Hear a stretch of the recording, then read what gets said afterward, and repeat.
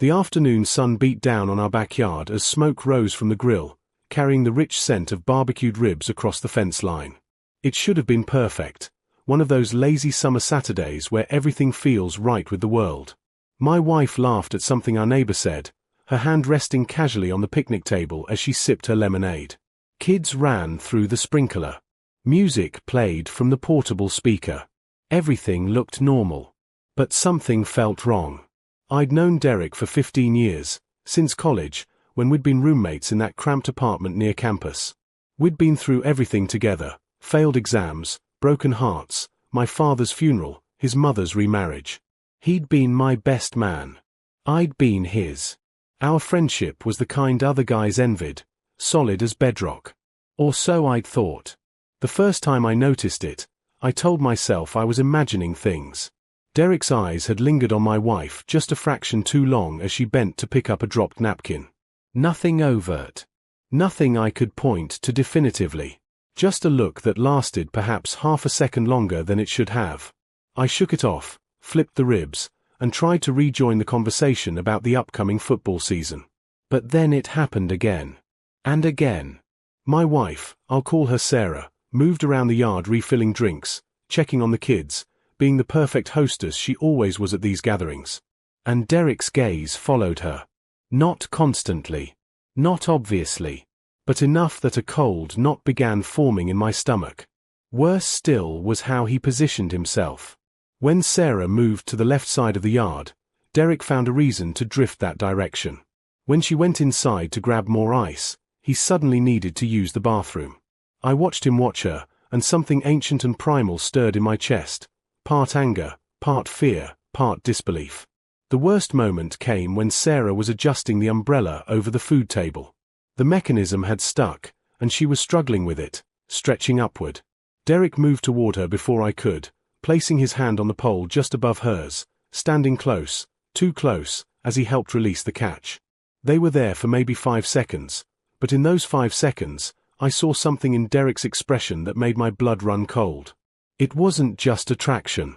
It was familiarity. Comfort. Like this wasn't the first time they'd been in each other's personal space. Sarah thanked him with a smile that seemed perfectly normal, perfectly innocent. She showed no sign of discomfort, no indication that anything was amiss.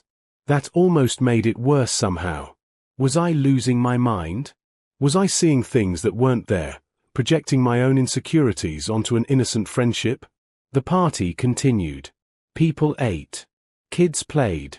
Derek told his usual stories, made everyone laugh with his impression of our old college professor. He clapped me on the back, called me brother, reminisced about our glory days. To everyone else, he was the same old Derek, charming, funny, loyal. But I couldn't unsee what I'd seen. Couldn't unfeel the wrongness that had settled over the afternoon like a dark cloud only I could perceive. After everyone left and Sarah was in the shower, I stood in our backyard alone, beer in hand, staring at nothing. The security camera we'd installed last year after the break-ins down the street was mounted above the patio door, its red light blinking steadily. I'd forgotten about it during the party, forgotten it was silently recording everything. My phone was in my pocket. I could pull up the app right now, review the footage, see if what I'd witnessed was real or imagined. My finger hovered over the screen. Did I really want to know? Did I want to risk discovering that my best friend and my wife had been hiding something from me? Or should I let it go, write it off as paranoia, preserve the peace I'd worked so hard to build? De bier was warm in my hand. The cicadas sang their evening song. And I made a choice that would change everything. I opened the app and started watching. The security footage didn't show what I expected. In fact, for the first hour of reviewing it, I felt foolish. There was Derek helping with the umbrella. Yes, he stood close, but the angle made it look innocent enough. There was Sarah laughing at his joke, but she laughed at everyone's jokes. She was a warm person, friendly to everyone.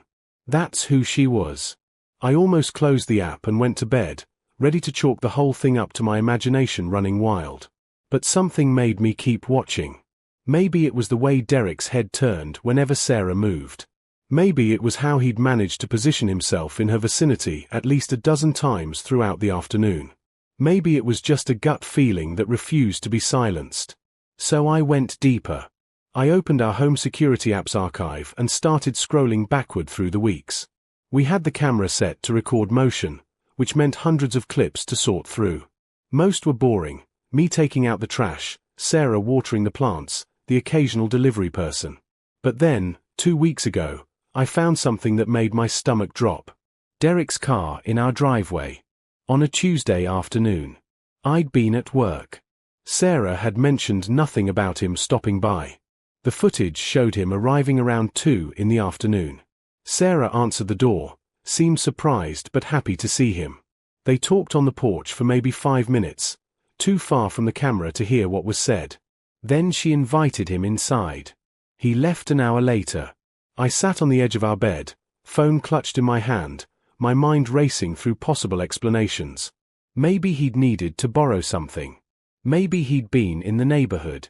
Maybe there was a perfectly reasonable explanation that Sarah had simply forgotten to mention. But she'd never forgotten to mention Derek visiting before. She always told me when friends stopped by. Always.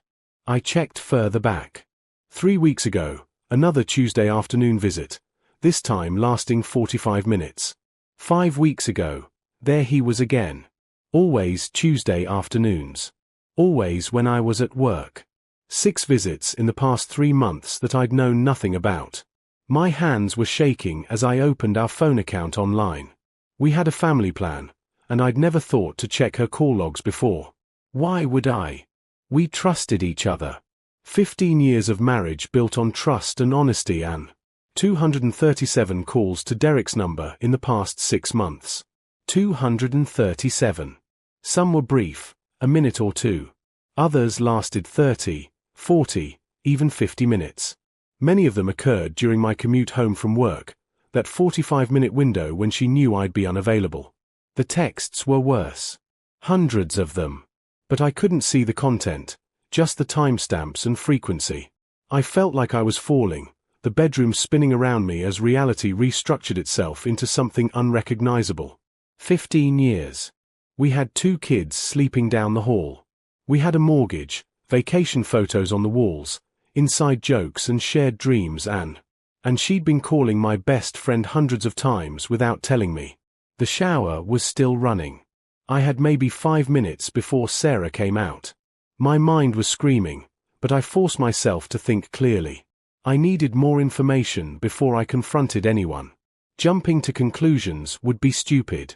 Maybe there was an explanation. Maybe. I opened Facebook, something I rarely used but kept active for family connections. I went to Sarah's profile. Her privacy settings meant I could see everything anyway as her husband. I scrolled through her recent activity, looking for anything involving Derek. And there it was. Private messages. I clicked on the thread between her and Derek, my heart hammering so hard I could hear it in my ears. The most recent messages were from 3 days ago. Derek, Tuesday still work for you? Sarah, should be fine. He has that late meeting. Derek, good. We need to talk about the situation. It's getting harder. Sarah, I know. I hate lying to him. I stopped breathing. The phone screen blurred as tears I didn't expect filled my eyes. The shower shut off. I heard Sarah humming something cheerful as she toweled off, completely unaware that I was sitting 10 feet away watching our marriage crumble into dust. But something nagged at me. The messages were wrong somehow. The situation. Lying to him. This wasn't the language of an affair. Cheaters didn't usually talk about situations or express guilt about lying. They made excuses, sure, but this felt different. Incomplete. I needed to see more. Needed to understand what situation they were discussing. But I couldn't access older messages without her password, and I couldn't ask for it without revealing what I'd discovered. The bathroom door opened. Sarah emerged in her pajamas, her hair wrapped in a towel, her face scrubbed clean and beautiful in that way that had made me fall in love with her at 23. You coming to bed? She asked, smiling that smile that had been my home for 15 years. Yeah, I managed. Just finishing up some work emails. She kissed the top of my head as she passed, smelling like her lavender body wash. Don't stay up too late. I waited until she was asleep, her breathing deep and even in the darkness. Then I crept downstairs to my office, opened my laptop, and prepared to spend the rest of the night digging deeper into whatever was happening between my wife and my best friend. I didn't sleep that night. Instead, I sat in my office, illuminated only by the cold glow of my computer screen, piecing together a puzzle I never wanted to solve. Years of digital breadcrumbs lay scattered across social media platforms, old emails, and shared cloud storage. What I found wasn't a simple affair. It was something far more calculated, more disturbing. I started with Derek's social media history, going back years. At first glance, everything seemed normal, the typical posts about sports, work accomplishments, occasional vacation photos. But then I noticed a pattern in the timing of his posts. Whenever Sarah posted about our marriage, an anniversary celebration, a date night, a couple's vacation, Derek's activity would spike within hours. Not with congratulations or likes, but with his own posts, old photos of him and me from college, memories of better times, or worse, articles about marriage difficulties, divorce statistics, and how people change. I cross-referenced dates. When Sarah posted about us buying our first house, Derek shared an article the same day about how home ownership ruins relationships. When she posted about her pregnancy with our first child, Derek had texted me. I found the old messages about how having kids is where marriages go to die. At the time, I brushed it off as him being cynical, maybe a little jealous that our lives were moving in different directions. Now, it looked like psychological warfare. I pulled up our shared photo storage, the family account where Sarah backed up her phone automatically. There were thousands of photos going back years. I started searching for images with Derek in them, and what I found made my skin crawl. In nearly every photo from the past 5 years where all three of us appeared together, Derek had positioned himself between Sarah and me, or next to her with me cut partially out of frame. At our last anniversary party, our 15th, there were dozens of photos. In the ones Derek took, I was somehow always blurry, or partially blocked, or cut off at the edge. The ones where he appeared with Sarah showed them laughing together, looking comfortable, while I seemed like an outsider in my own celebration. But the photos themselves weren't proof of anything except Derek's photography skills, or lack thereof. I needed concrete evidence of what was happening during those Tuesday visits. I remembered something. Sarah kept a journal, not a daily diary, but periodic entries about significant events. She wrote in it maybe once a month, kept it in her nightstand. I'd never read it, it was private, her space to process thoughts she might not want to share. Violating that felt like crossing a line. But we'd already crossed so many lines tonight. I crept back upstairs, moving like a ghost through my own home. Sarah was still asleep, curled on her side, one hand tucked under her pillow. In the dim light from the hallway, she looked peaceful, innocent. Part of me wanted to wake her up, demand answers. But another part, the part that had sustained me through years of difficult engineering problems, knew I needed complete information before acting. Her nightstand drawer slid open silently. The journal was there, leather-bound and worn. My hands trembled as I carried it back downstairs. The entries were sporadic, as I'd expected. But 3 months ago, I found what I was looking for. Derek came by again today. I don't know what to do anymore. He keeps insisting that I'm making a mistake, that I deserve better. He's my husband's best friend. How can he say these things? But he seems so concerned, so genuine. He showed me more of those messages today, and I can't help but wonder if there's truth to what he's saying. Am I really blind to problems everyone else can see? He says he's only trying to help, only wants me to be happy. But these conversations leave me feeling confused and guilty. I haven't told anyone because I know how it would look. How do I explain that he's been counseling me through doubts he helped create? The journal fell from my hands. I read the entry again, then again, trying to process what it meant. Derek wasn't having an affair with my wife. He was trying to destroy her trust in me. He was systematically undermining our marriage while positioning himself as her confidant, her supporter. I flipped backward through the journal, finding more entries. 2 months ago, Derek says he's noticed me seeming unhappy lately. I told him I'm not unhappy, but he insists he can see it. He rattled off a dozen small things, ways my husband supposedly neglects me. I hadn't thought about any of them before, but now I can't stop. 4 months ago, had coffee with Derek today. He apologized for interfering but said as my husband's best friend, he feels obligated to make sure I'm okay. He asked if we still have fun together, if the romance is still alive. Why did those questions make me so uncomfortable? 6 months ago, Derek mentioned seeing my husband having lunch with a woman from work. He said it was probably nothing, but the way he brought it up made it feel significant. Now I'm wondering why my husband never mentioned it. Am I being paranoid? Each entry painted the same picture. Derek planting seeds of doubt, then watering them with concern, all while maintaining his cover as the caring best friend who only wanted what was best for both of us. But what messages had he shown her? What had he fabricated or manipulated to make his poison seem like medicine? I returned to my laptop and logged into our cellular provider's account.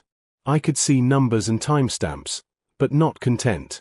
However, there was an option to request detailed records for legal purposes. I submitted the request, knowing it would take a few days. Then I thought of something else.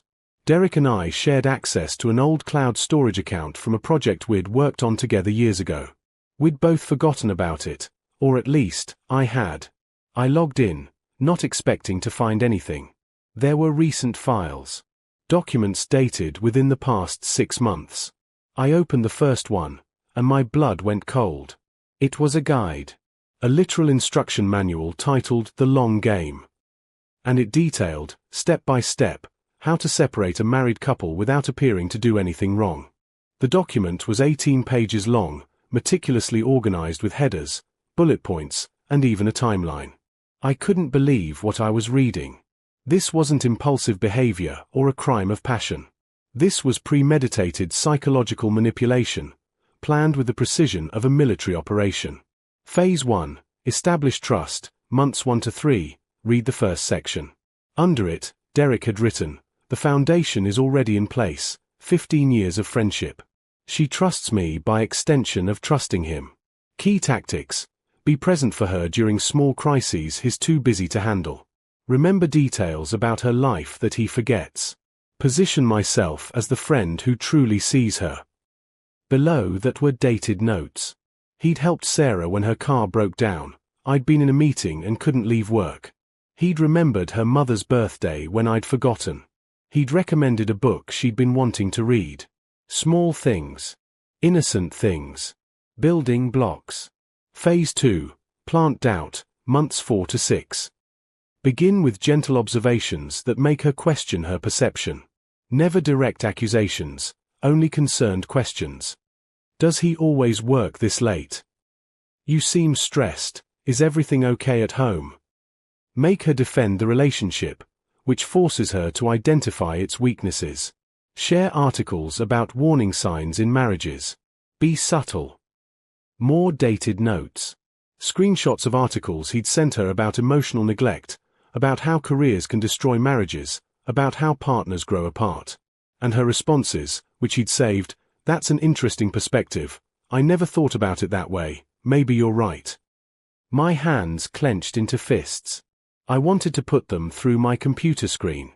Phase 3, Create Dependence, months 7 to 9. Become her primary emotional support. Time visits for when he's unavailable. Let her vent about frustrations. Never criticize him directly. Let her do it. Validate every complaint. Make her feel understood in a way she believes he doesn't understand her anymore. This is critical. She must come to see me as the solution to problems I've helped magnify. The Tuesday visits. The hundreds of phone calls during my commute. All of it suddenly made horrifying sense. Derek had been scheduling his support around my absence, training Sarah to turn to him instead of me. Phase 4, Manufacture Crisis, months 10 to 12. This section made me physically ill.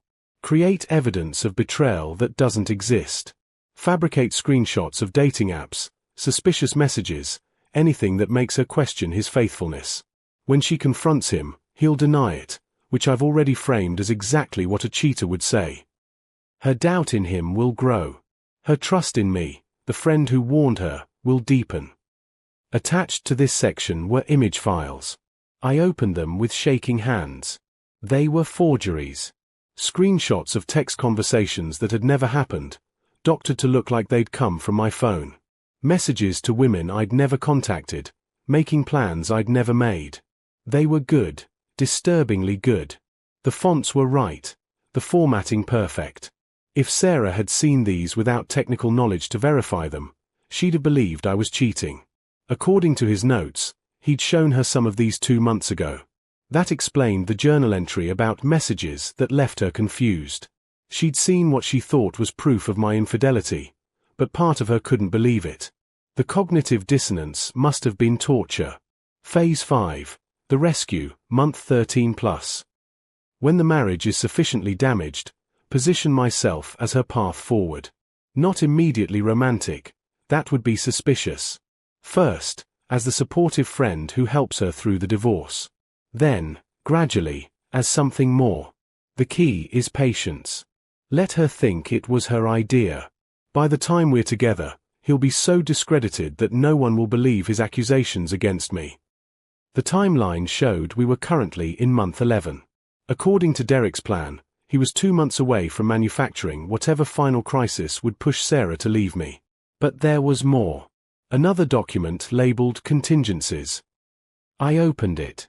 If he discovers the plan before completion, 1. Deny everything, no paper trail except this document, which I'll delete. 2. Flip the narrative, claim he's paranoid, possibly abusive, definitely unstable. 3. Position myself as protecting her from his false accusations. 4. If necessary, ghost entirely and start over with someone else. But 15 years of friendship should provide enough trust to weather his claims, especially if she's already doubting him. There was a third document. This one was titled Why Sarah? I almost didn't open it. Some part of me couldn't handle knowing why my best friend had decided to systematically destroy my life. But I had to know. It started at their wedding. I realized that day that I'd made a mistake not pursuing her first. I was happy for him, genuinely, but I couldn't shake the feeling that I'd let something important slip away. For years, I tried to move on. Had my own relationships, my own marriage that failed. But whenever I saw them together, the feeling returned. Not just attraction to her, it was deeper than that. She was supposed to be mine. We made more sense together. We had more in common. I would appreciate her in ways he's too busy to appreciate her. At first, I really was just being a good friend. But somewhere along the way, I realized I could be more than that. All it would take was patience and strategy. He trusts me completely. She likes me. Their marriage is good but not perfect. No marriage is. Every relationship has vulnerabilities. I just need to find them and apply pressure until the cracks become chasms.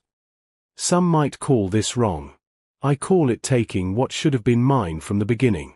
He won't even know what hit him until it's too late. And by then, she'll be grateful I saved her from a marriage that was failing anyway. I sat back in my chair, stunned into silence. The man I considered my brother had spent nearly a year plotting to steal my wife, destroy my reputation, and dismantle my family, all while smiling to my face, drinking my beer, and calling me brother. The sun was rising outside my office window. Sarah would be waking soon. I had maybe an hour to figure out what to do with this information. I could confront her, show her everything. But Derek had already poisoned her against me. What if she didn't believe me? What if she thought I'd fabricated these documents myself? I could confront Derek. But he'd prepared for that contingency, denial, gaslighting, painting me as unstable. Or I could do something Derek hadn't planned for. Something that would expose him not just to Sarah, but to everyone in our social circle. Something that would make denial impossible. I started making a new plan. If Derek wanted to play the long game, I'd show him what happens when someone plays it better. The strategy came together with the same methodical precision I applied to engineering problems at work. Derek had spent months building his conspiracy on a foundation of lies and manipulation. I would spend 1 week dismantling it with nothing but truth. First, I secured the evidence. I downloaded every document from Derek's cloud storage onto an encrypted drive. I exported all the security footage. I photographed the relevant pages of Sarah's journal, feeling guilty about the invasion of privacy but knowing she'd understand once she saw the full picture. I requested and received the detailed phone records. Everything was time-stamped, backed up, and unalterable. Then I did something Derek never expected. I called a marriage counselor. "I need an emergency session," I told the receptionist. "For today, if possible. Both my wife and I need to explain some things separately first." I got an appointment for that evening. Then I made another call, to Derek. "Hey brother," I said, keeping my voice casual despite the rage burning in my chest. "Got time for lunch today? Need to talk to you about something." "Of course, man. Everything okay?" "Yeah, just some work stress. Could use your perspective." We agreed to meet at our usual spot, a sports bar downtown. Perfect. The hardest part was acting normal around Sarah that morning. She made breakfast while I pretended to read the news on my tablet. She talked about her plans for the day, a grocery run, a call with her sister, and I smiled and nodded while my mind raced through the steps ahead. Before she left, I caught her hand. "Hey, I love you. You know that, right?" She looked surprised but pleased. "Of course I do. I love you too." She kissed my cheek. "You okay?" "Yeah." Just felt like saying it. After she left, I made my final preparations. I created a shared document folder and added 20 people to it. Close friends, family members, Sarah's best friend, my brother, Derek's ex-wife, who I suspected might have her own stories, and a few others whose opinions mattered in our social circle. The folder was empty, but they'd all get a notification when I added content. Then I met Derek for lunch. He looked the same as always, confident, relaxed, friendly. He ordered a burger and beer, asking about my work, laughing at inside jokes, playing the role of best friend with Oscar-worthy skill. "So what's going on?" he asked. "You sounded stressed on the phone." "Just a lot on my mind," I said. "Been thinking about friendship lately. About loyalty." Something flickered in his eyes, but his smile never wavered. "Heavy stuff for a Tuesday lunch." "Tuesday," I repeated. "That's funny. You know what else is funny? You've been coming by my house on Tuesday afternoons. A lot." The smile faltered, just for a second. "Sarah invited me. I thought you knew." "That's the thing, Derek. I didn't know. Nobody told me. Which got me thinking about what else I don't know."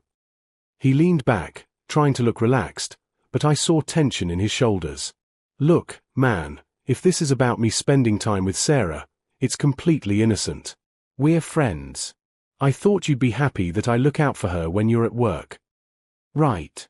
Looking out for her. Is that what you call showing her fake screenshots of me cheating?" The color drained from his face. "What are you talking about?" "Don't." My voice was steel. "I found everything. The cloud storage, the documents, all of it. Your whole plan laid out in excruciating detail." For a long moment, he just stared at me. Then his expression shifted, cycling through denial, calculation, and finally settling on something cold and unfamiliar. "You can't prove any of that," he said quietly. "Actually, I can. I have screenshots of your documents, security footage, phone records. And in about 3 hours, Sarah is going to see all of it in a marriage counselor's office, where a neutral third party will help her process what you've been doing to her. She won't believe you. I've been planting seeds for months." "Yeah, I read that part of your plan. Very thorough. But you made one critical mistake, Derek. You documented everything. You were so proud of your strategy that you couldn't resist writing it down. And now it's all backed up in multiple locations, ready to be shared with everyone we know." His hands gripped the edge of the table. "You wouldn't. Watch me." I pulled out my phone and showed him the shared folder with 20 names. "One click, and everyone sees who you really are. Your family, your co-workers, your dates from the apps I know you're on. Everyone. You son of a... But I'm going to give you one chance, I interrupted. You're going to write a confession. By hand, signed, admitting everything you did. You're going to apologize to Sarah in person, at the counselor's office tonight, where she'll hear the truth from both of us. And then you're going to disappear from our lives. Permanently. And if I don't? Then I share everything. Every document, every photo, every timeline. I let people draw their own conclusions about what kind of person spends a year trying to destroy his best friend's marriage. About who you really are behind that friendly mask. We sat in silence. His burger was untouched. Finally, he spoke, and his voice was barely a whisper. I loved her. I really did. That wasn't love, Derek. That was obsession and entitlement. Love doesn't manipulate. It doesn't destroy. What happens after tonight? You move on. You get therapy. You figure out why you thought any of this was acceptable. And you never contact either of us again. He nodded slowly, defeated. And you don't share those documents. As long as you do exactly what I've outlined, they stay private. That evening, in the counselor's office, Sarah heard everything. Derek's confession was halting, ashamed, but complete. He admitted to the fake screenshots, the manipulation, the careful timing of his visits, the entire plan. The counselor guided Sarah through her reactions, shock, anger, betrayal, confusion, while I sat quietly, holding her hand when she reached for mine. Afterward, in the parking lot, Sarah cried against my chest for what felt like hours. I'm so sorry, she kept saying. I should have told you about the visits. About the doubts he was planting. I just felt so confused. You have nothing to apologize for, I told her. He exploited your trust. That's on him, not you. But I believed him. About the screenshots, about you pulling away. I was actually considering. She couldn't finish the sentence. But you didn't. And now you know the truth. We both do. Derek left town 2 weeks later. Last I heard, he moved to another state, started over somewhere nobody knew his history. His ex-wife reached out to Sarah, sharing her own story of manipulation and gaslighting during their marriage. Apparently, this wasn't Derek's first time playing psychological games. Sarah and I went to marriage counseling for 6 months, not because our marriage needed saving from damage we'd done, but to heal from damage someone else had deliberately inflicted. We talked through everything, the doubts Derek had planted, the trust we needed to rebuild, the ways we could strengthen our relationship against any future threats. A year later, our marriage is stronger than ever. We learned to communicate more openly, to trust our instincts, to never take our relationship for granted. The security cameras are still up, but now they just capture normal family life, kids playing, barbecues with real friends, quiet evenings on the patio. Sometimes Sarah still has nightmares about what almost happened. About how close she came to believing Derek's lies, how easily our family could have been destroyed. I hold her during those moments and remind her that we survived. That we're stronger for having faced it together. The hardest part wasn't the betrayal itself, it was realizing that someone I'd trusted implicitly was capable of such calculated cruelty. But it taught me something valuable. Trust must be earned continuously, not assumed indefinitely. Real friends don't manipulate. Real friends don't exploit vulnerabilities for personal gain. And real love doesn't need games, strategies, or manipulation to survive. It just needs honesty, effort, and 2 people committed to choosing each other every single day. Last month, at another backyard barbecue, one of the guests asked whatever happened to Derek. Sarah and I exchanged a glance. We lost touch, I said simply. Some friendships run their course. And that was all that needed to be said. Because Derek was gone, our family was intact, and the only glances exchanged in our backyard now were the ones between a husband and wife who'd weathered a storm and come out stronger on the other side.